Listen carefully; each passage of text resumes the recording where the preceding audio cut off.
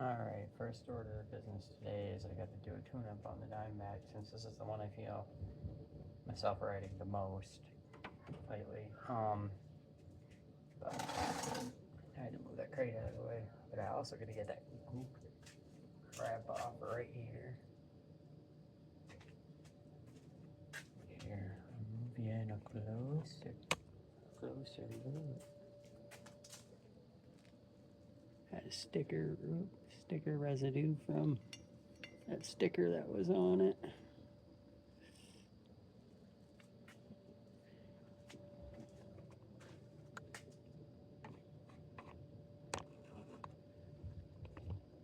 I just realized I'm way too far away from that thing with this setup.